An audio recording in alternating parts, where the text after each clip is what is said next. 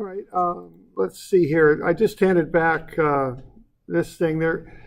Um, yeah, so on this one, why don't we just look at it for a second?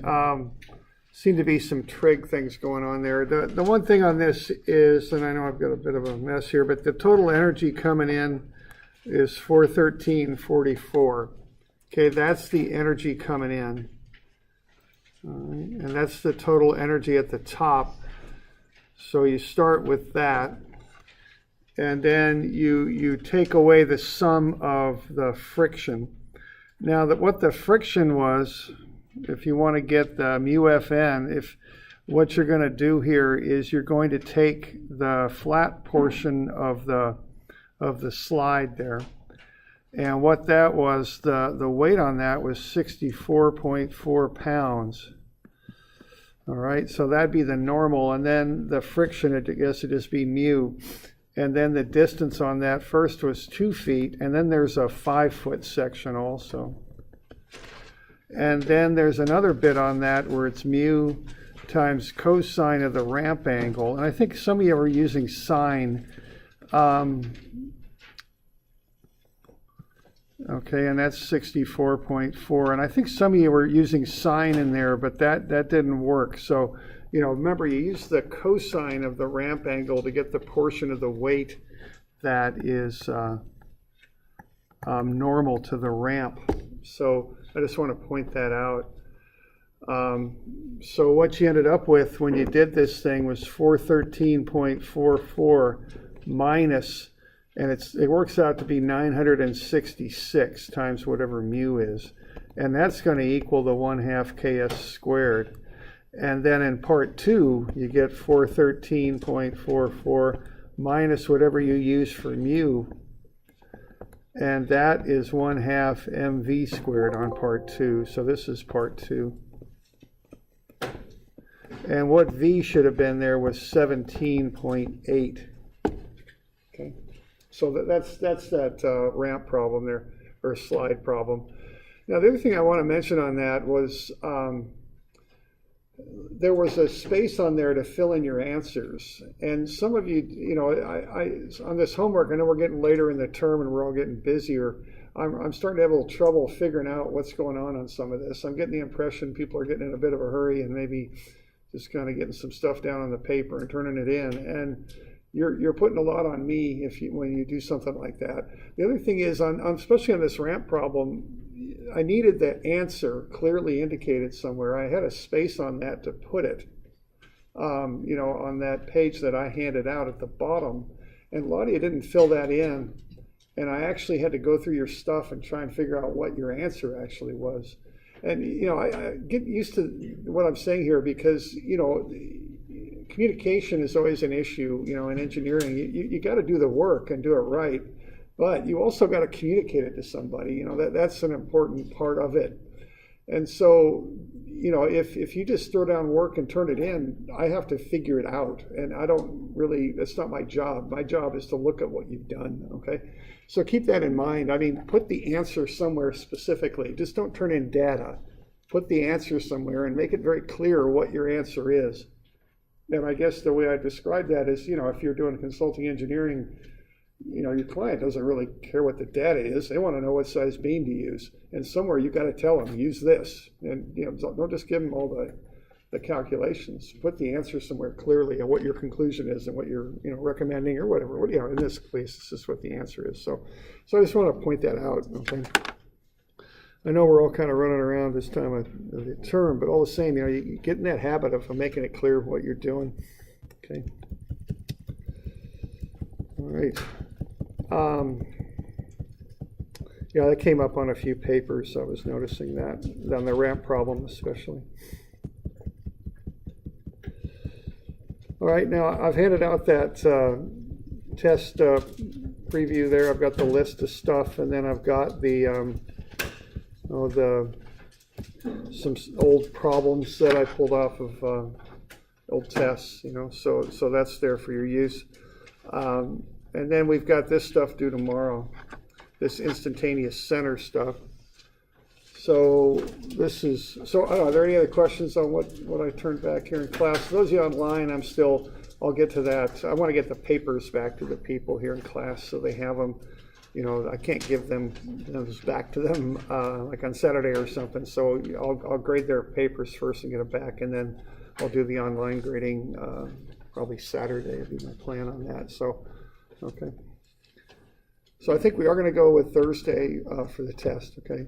So that'll be next Thursday. There'll be a session in class here from 1 to 2, and then another from 6 to 7, okay? So that's coming up.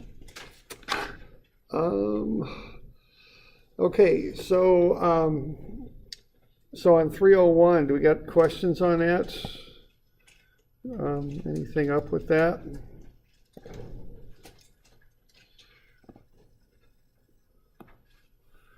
Okay.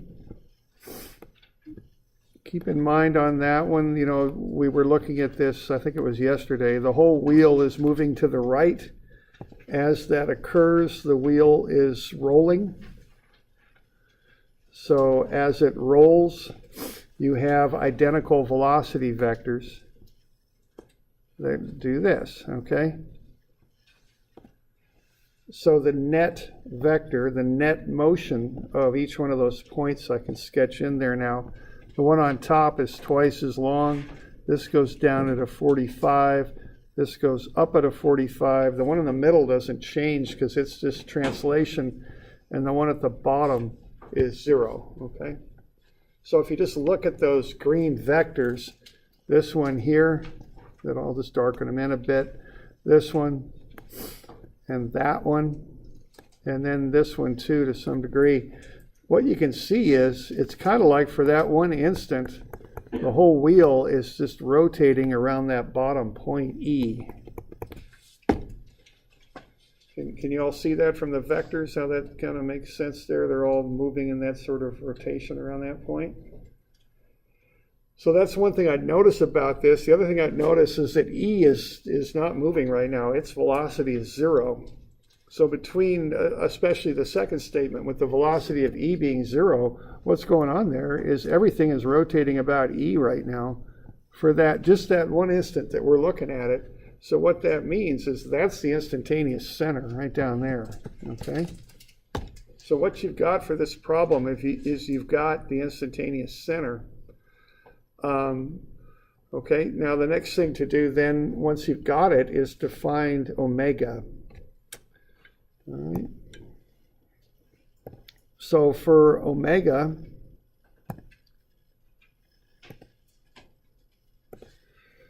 right, what we've got is the radius of the wheel is 0.5 meters, so that's this distance right there. And then we've got the speed of the wheel is 2 meters per second. So this point right there is going at 2 meters per second. So what you would do then is realize that V is omega R. So omega is V over R. And you've got something you can work with there. You can take that 2 meters per second and divide it by R, which is 0.5 meters, and get omega for the wheel. It's 4 radians per second. So this whole wheel then is rotating at this one instant about point E at an angular rate of 4 radians per second. So if you can find the distance to those other points, F, is that F on the top? Or yeah, F, H, and D, you can find their velocities because you know omega. So the velocity of any of those points will be omega R. Okay. So that's how I would work this out. And this can be kind of a handy model. Again, you mechanical types, you know, you might see more of this. So just remember that with a wheel. One way to analyze it is an object that's rotating about point in the bottom, just at that instant, as long as it doesn't slip. Okay. All right. So the test then turns into a geometry problem here because you know omega. So what you want to do is find the distance to the different points. You know, that's 0.5 meters. That's 0.5 meters. So I bet if you do a little trig here, we got a right triangle right there, don't we? So 0.5, and I think Let's see, if that's 60, that leaves 30 right in there. So 0.5 cosine 30 ought to be about 0.433, and 0.5 sine 30 ought to be about 0.25. So we got 0.25 up there and 0.433 right there. So what that means is on that wheel, we've got 0.5 up there to the middle, and then we got 0.433 more. So that's 0.933 total, isn't it? So that's 0.5 plus 0.433, and then this is 0.25.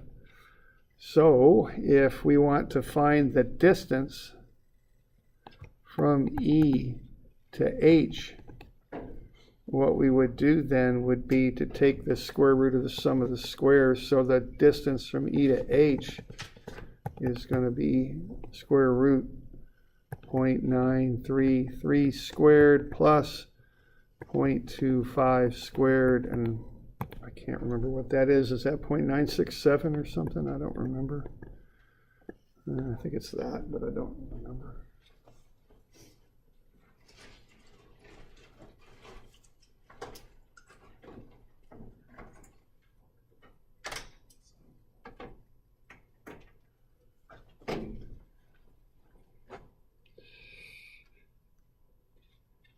On. There we go. Bad. Okay, so 0.3 squared plus 5 squared, enter. Really? Okay, I'll take a square root. Just working through a new calculator here. Second function, square root. Oh, that's what I want to take a square root of. 0.93298.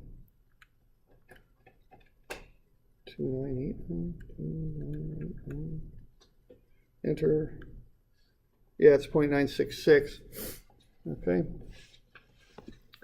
So once you got that going, if you want to find the velocity of H, what you're going to do is just do omega r, and you've got omega, it's 4 radians per second, and then you got r, and that's 0.966,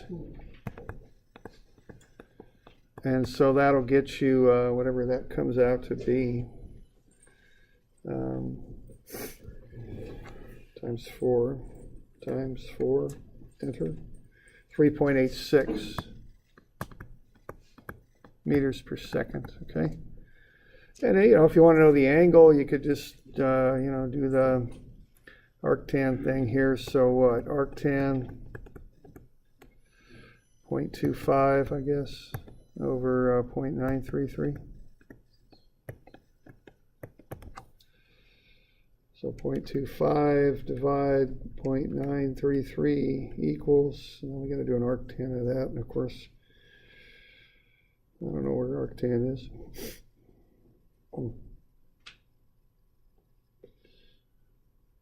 10 and 10 to the minus 1. Huh? Well, that's interesting. Up. I don't want to do that. Oh, hit it twice. Okay. 0.26795. That ought to be good enough. Enter. 15 degrees. Okay.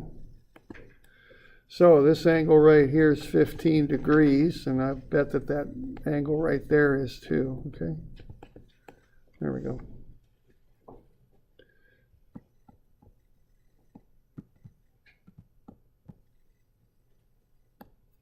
All right.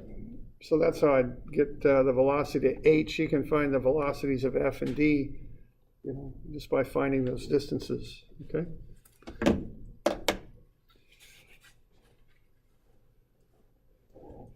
We're good with that? We got any questions on that? Okay. So figure out your geometry, find omega, and then use r omega to find the velocities. Okay. All right. Did you mean to do the 0.933? Or do you mean write 0.433? what I'm doing there, I didn't express what I was doing too well. Guess I got communication problems here too. What I'm doing here is that right there, that full distance, because I'm taking that little triangle, then I'm combining it with the straight line and making a bigger triangle over there on the right. Okay. That's what I'm up to. Okay, so that's why it's 0.933 down there. Okay. All right, and the purpose of making that bigger triangle was just to find the distance from E to H in one step. Okay.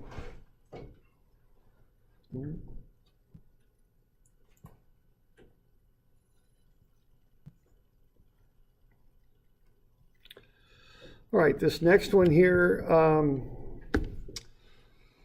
we just kind of walk through this step by step. I might have had a typo in the book. I might have called out VC when I meant VB. I think I had an intermediate answer on that. Is that correct? And I call it out as VC, but the one on top, it's actually VB is 0.714, I think. I don't know. It's just a typo there. So this should be VB right here. And that also shows up in the answer key. All right, so what you do on these things is you start at A, work your way out to B. That's 1.7 times the distance, 0.42. And that'll get you 0.714 meters per second. Okay, that's the velocity of B. Now what we got there, we got 28 degrees on the top. And by parallel angles, that means the angle with the horizontal of that linkage is 28 on the bottom as well. That's a 90. So 90 minus 28 gets you 62. So the angle of that velocity at B is down left at 62 degrees.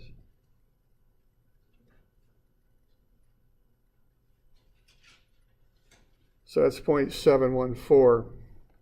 So that's step one on doing this linkage problem with the instantaneous center method. Okay. Now the next thing to do is to figure out the geometry there of linkage BC. And you've got enough information on this to do it, because you know that you can figure out the two radii or distances or whatever you want to call them that join B and C to the instantaneous center. All right.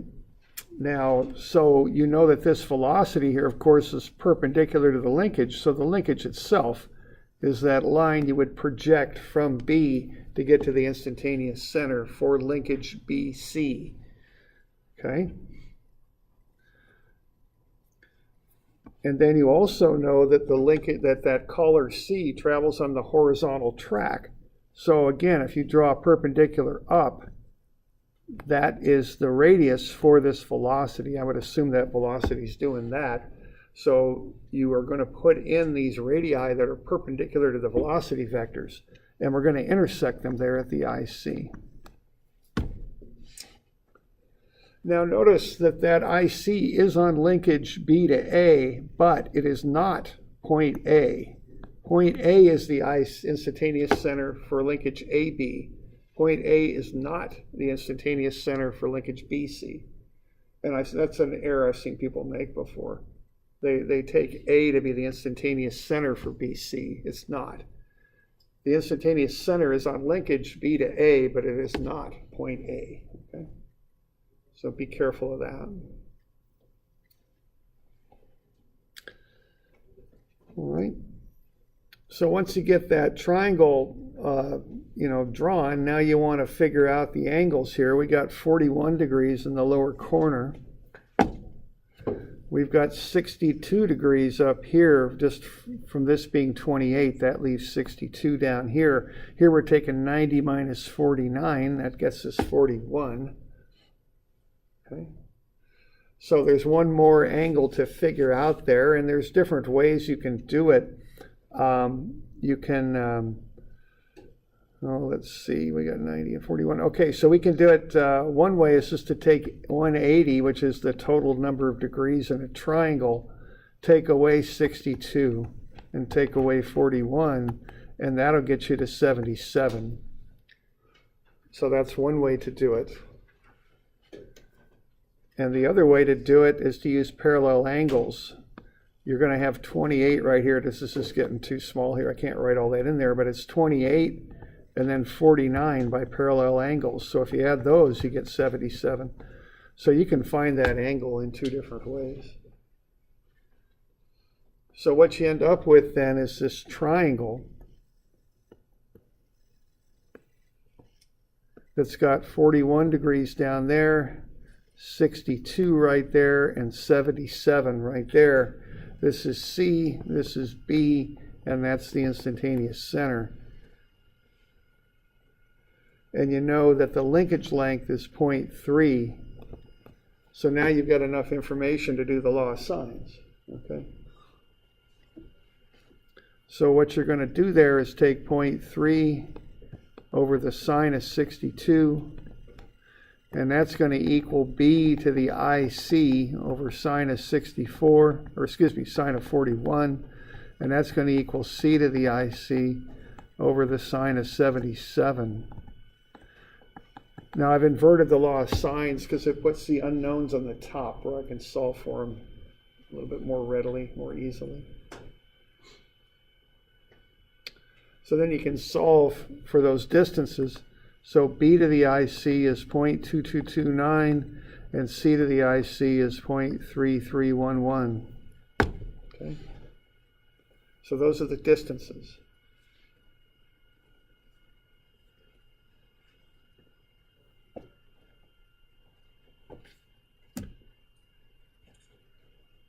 All right, so with the instantaneous center method, you start off on that set linkage, the one that's rotating right around A. You get the velocity of B. Once you've got that, you put the geometry together for that triangle that joins B, C, and the instantaneous center together. Figure out those angles. Then you do the law of sines and get the lengths of the sides. And once you've got that, you just do the V equals omega R stuff.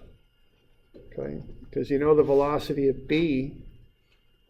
So if you take the velocity of B, which is 0.714, and you divide it by the length from B to the IC, 0.2229, what you get is the angular speed of that linkage going around the instantaneous center. It's 3.203. So now you know the whole linkage at this instant is going with 3.203 radians per second around that instantaneous center, which is right about there, okay? So if that's the case, C's going that way, and you know its distance, so you just go 3.203 times the distance, which you solved up there with the triangle, the 0.3311. And that gets you the speed, it's 1.06 meters per second to the left. Okay. So that's how you do a linkage problem there using that instantaneous center stuff. Okay.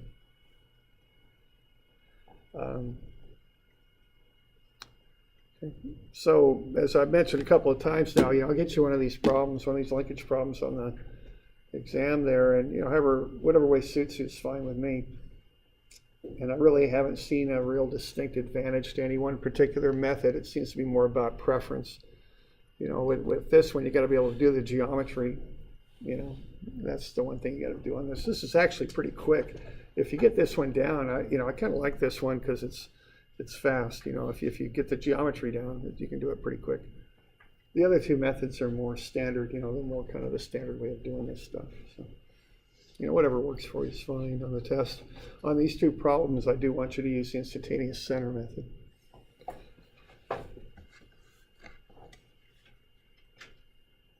Okay. So we okay with that? We got any questions on that?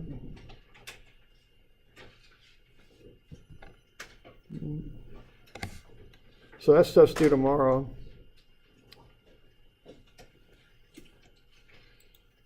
Now, I did hand out that exam review. Why don't we just look at that for just a minute? What am I going to do here on a file?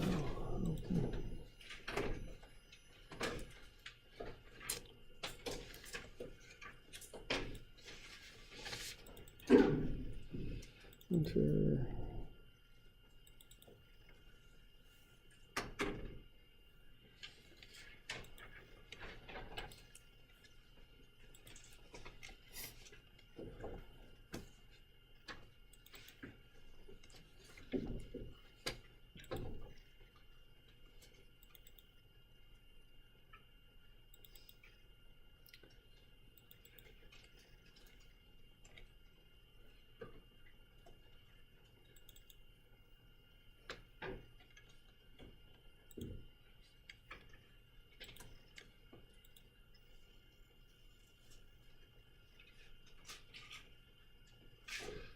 There we go. So first, so the topic is going to be work and energy.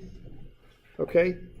Now you're going to find that because you're going to see forces and distances, but particularly you're going to see probably elevation changes at some point and springs. So where I'm going with this is first thing you got to identify is when to use which method.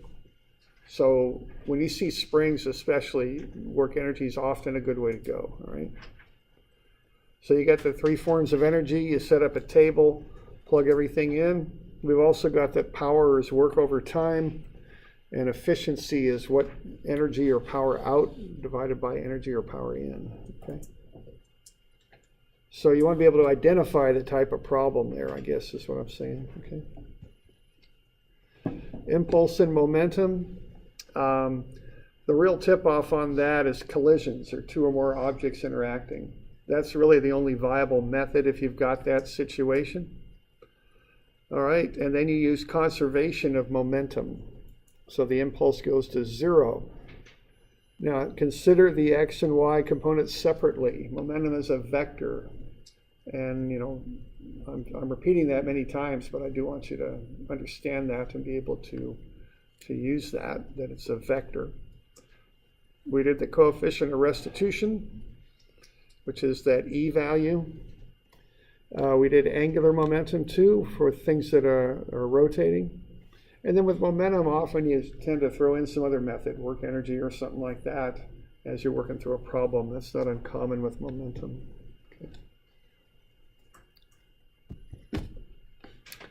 Okay, we looked at rotation and we got all these different formulas. We got the calculus version and the algebraic version and then we've got those relationships for the accelerations and velocity. You could do it either way. Again, I don't really have a preference on that. Wheels that roll without slipping. Then we did relative velocity, instantaneous center of zero velocity. The relative acceleration, we're not going to really, darn thing. I'm not going to put that on there, okay? So that relative acceleration, I probably won't have any of that because we're just not there yet. And that's complicated, and I just don't want to throw that on you right before a test without having you turn in homework and all that, okay? So we won't be doing that. So no relative acceleration there on the bottom.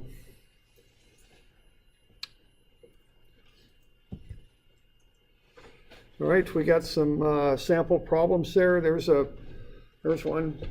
So why don't you figure out which method you like and do it and see if you get those answers, okay? So there's a good one to practice. That's really common stuff too. Any dynamics book should have problems like that in there, those linkage problems. Okay, now we're going to shoot a block up a ramp. Okay. I can't use my pen. Now the key word there is up. I'm also getting pretty good about putting up arrows. So the up arrow would point up on the page, so that will tell you that that's in the vertical plane. Okay. So what method are we going to use on that? Yeah, we're going to use work energy on that, right? So you got to make that decision right off the bat, and just look for springs, ramps, up, down, distances too. That's a common tip off you're dealing with work energy. Work energy is by far the easiest way to handle a spring. Okay. Now the things about work energy, just do a table and fill it in would be my suggestion. And the couple little things on that. One is that a force normal to circular motion does no work. Remember that? Okay, so if you've got a ball on and I can't draw, of course, but if you've got a ball on a spring or something, or on a string swinging down vertically, that string wouldn't do any work to the ball because all the motion would be normal to the velocity. So that doesn't do work. That's a funny thing that you want to remember. The other thing is that work energy is a magnitude, not a vector. Okay? You're just adding up a quantity of energy. That's all you're doing. So direction does not matter with the amount of energy. It's just the amount of energy that you're analyzing. Okay.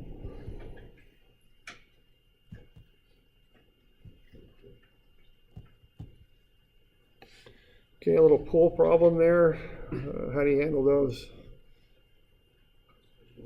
That's momentum, yeah, okay. So you can do conservation of momentum. The two balls are hitting each other, but momentum will be conserved. Energy will not be conserved in a collision, but momentum is. Now, momentum, it's a vector. You got to handle it like a vector, okay? So remember that.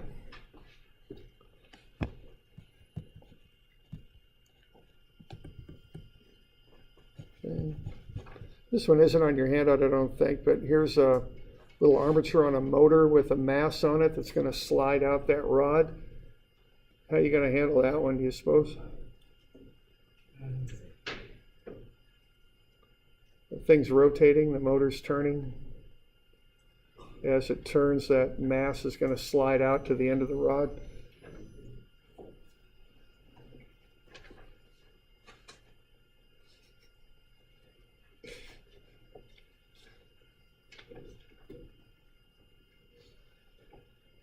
It's moving and it's rotating.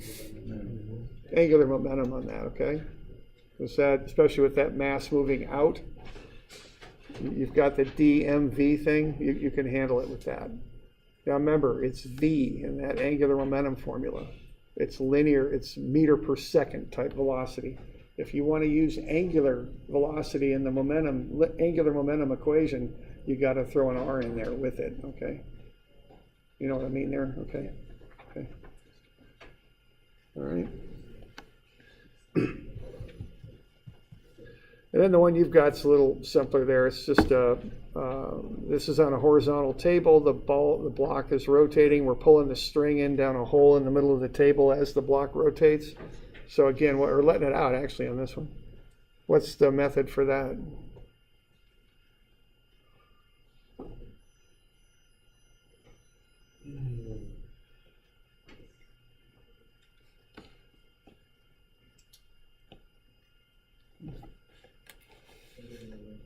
Yeah, angular momentum again. See what you're doing, you're changing the distance. You're going to have a certain amount of angular momentum. Even though you're pulling that block in and out towards the center, it's all towards the center. That string isn't going to create any moment at all because it's all directed in towards the center of rotation there. So that won't change the angular momentum. So you can just do a conservation of angular momentum on that one to figure that out. It's pretty simple really once you get the method down. Okay. So the calculations on that are pretty straight up. Okay.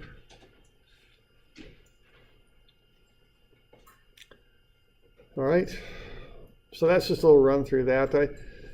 We're almost out of time here. I'll probably just call it good. If there's questions, certainly I'll take them. Was that this one? Yeah. You know, we'll look at this maybe Tuesday or something too. We'll go over it if you got questions on them. But yeah, that one you're going to have the initial momentum. Then you got some impulse coming from that motor. You don't have a picture of this one though, I don't think. You know, it's just another example. Yeah, you did 4 of them, I think, for homework. You know, have a look at those. They're all a little different. This one's got a motor inputting an impulse, an angular impulse. Okay.